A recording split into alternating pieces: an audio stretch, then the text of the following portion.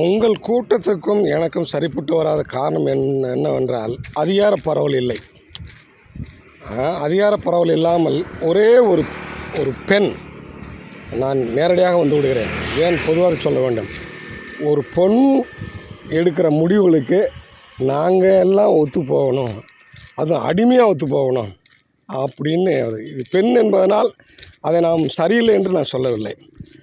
அது அந்த முடிவு எல்லாத்துக்கும் பயன்படணும் இல்லை. அந்த கூட்டத்தில் இருப்பவர்கள் உங்களுக்கு சொந்தம் என்பதால் நீங்கள் சொல்வதை அப்படியே தலையாட்டி விட்டு செல்கிறார்கள்.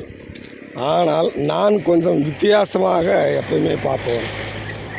நீங்கள் எப்படின்னாக்கா, ஒரு கிரிக்கெட் விளையாடுறப்ப உங்கள் கோச் என்ன சொல்கிறாரோ அப்படி தான் நீங்கள் ஒரு பேட்ஸ்மேனாக இருக்கிறப்போ அந்த பந்தை அணுகுறீங்க.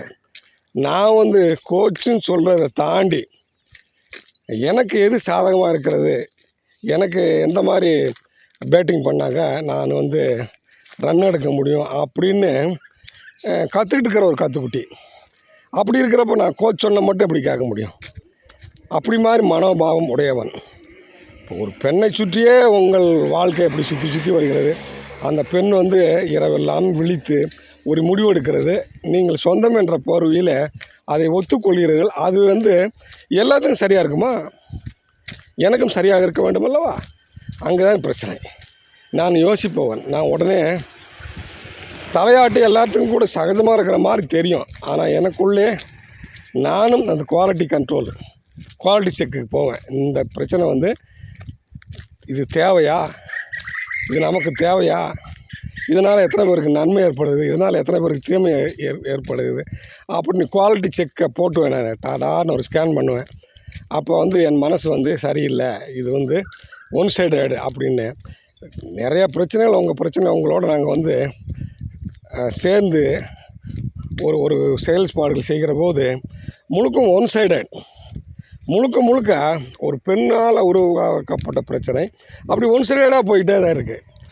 அது எல்லாத்துக்கும் பயன்படுற மாதிரி கேட்டாக்கா, நீங்கள் வசதி வாய்ப்புகளோடு இருக்கிறீங்க, உங்களுக்கு என்ன நாங்கள் கஷ்டப்படுறோம் அப்படின்னாக்கா, இதில் என்ன பியூட்டினாக்கா, என்னை சார்ந்தவளும் என்னோடய அம்மா அப்பாவும் அதில் தான் இருந்தாங்க.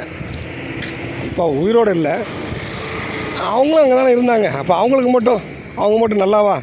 அங்கே இருந்து அந்த ஒரு கண்டிஷன் என்னன்னாக்கா, அந்த கிராமத்தில் இருக்கிறப்போ அந்த வாழ்க்கை முறை எல்லாத்துக்கும் கஷ்டம்தான். ஆனால் உங்களுக்கு மட்டும்தான் கஷ்டம் என்று சொன்னீங்க. அப்போ நானும் அந்த கிராமத்தில் பண்ணவன் தான். என் சொந்தங்களும் அங்கே தான் இருக்கிறாங்க. என்னோடய அம்மா அப்பாவும் அவங்களும் கஷ்டம்னு தான் சொன்னாங்க. கஷ்டம்னு சொல்லி தான் என் அப்பா இங்கே இருக்கக்கூடாது, நான் பட்ட கஷ்டங்கள் மகனை நீ பெறக்கூடாது, நீ உடனே படித்து வெளியே சென்று விடு என்று கொடுத்த அந்த உத்வேகத்தில் தான் நான் வெளியே வந்தேன். திரும்ப என்னை கொண்டு போய் அந்த சாக்கடையிலே மாட்டி விட வேண்டும் என்று நீங்கள் தீர்மானித்தால் அதை நான் எப்படி ஒத்துக்கொள்வேன்? என்னுடைய அப்பாவின் வார்த்தைகள் எப்பொழுதும் என்னுடைய காதிலே ரீங்காரமிட்டு கொண்டிருக்கிறது. நீ இங்கே இருக்காத, இது சரியில்லாத சூழல், எங்களுக்கு சரியாக போச்சு, நீ போயிடு, நீ வெளியே போய் படித்து நீ வேலை பார்த்து நீ உன் பிள்ளைகளை பார்த்துட்டு இருந்துரு, நீங்கள் பெரும்பாலும் இங்கே வராத, நல்லது கெட்டதுன்னா வா. இன்னொன்று எப்படி சொன்னார்னாக்கா, நீ எந்த சூழல்லையுமே ஒன்றால் தான், இவரோட பையனால் தான் இந்த வீட்டில் பிரச்சனை வந்தது அப்படின்னு நீ சொல்லக்கூடாது அப்படின்னு நம்மகிட்ட ஒரு ப்ராமிஸ் வாங்கிட்டார். அப்படின்றப்ப என்னை பெற்ற அப்பாவின் வார்த்தைகள் தான் எனக்கு முக்கியம், நீங்கள் முக்கியம் அல்ல.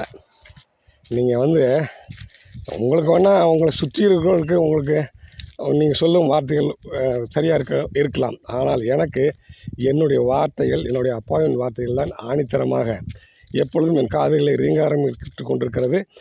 அவருடைய வார்த்தைகளை நான் பின்பற்றி சென்றதனாலே தான் இவ்வளவு உயரத்தில் நாம் வந்திருக்கிறோம்.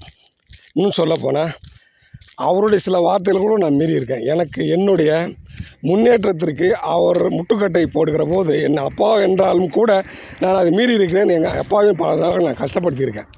அது நான் நிறைய காணொலியில் நான் மன்னிப்பும் கேட்டிருக்கிறேன். என் அப்பா நான் நிறைய இடத்துல கஷ்டப்படுத்திட்டேன் அப்படின்ட்டு. ஆனால் சில கஷ்டங்கள் தேவையான கஷ்டங்கள் தான். இல்லைன்னா அவர் கிராமத்து பாணியாக திங்க் பண்ணுறது டவுனில் எடுபடாது. அது வேறு உலகம், இது வேறு உலகம் அப்படின்னு அவரையுமே நான் மீறி அப்படி போயிருக்கேன். நம்ம அப்பாவையே நாம் மீறி போகிற போது நீங்கள் எம்மாத்திரம் ஒரு பெண்ணை சுற்றியே அவங்க வாழ்க்கை. அவங்க அது முழுக்க அந்த கிராமத்தில் உள்ள சூழலை பற்றியே அந்த பெண்மணி நினைக்கிறாள். டவுனில் நாம் இருக்கிறோம், நம்ம சூழ்நிலை நம்மளுக்கும் பல பிரச்சனை வந்திருக்கு. அப்பா உங்களை விட எனக்கு எவ்வளோ பிரச்சனை வந்திருக்கு. ஒரு நாளாவது எனக்கு இந்த மாதிரி பிரச்சனை இருக்குது, நீங்கள் தீர்த்து வைங்கள் என்று உங்களிடம் நான் சொல்லியிருக்கிறேனா? இல்லை. எனக்கு வர பிரச்சனை நான் தான் தீர்த்து கொள்ள வேண்டும். அதே மாதிரி கிராமத்தில் வருகிற பிரச்சனை நீங்கள் தான் தீர்த்து கொள்ள வேண்டும்.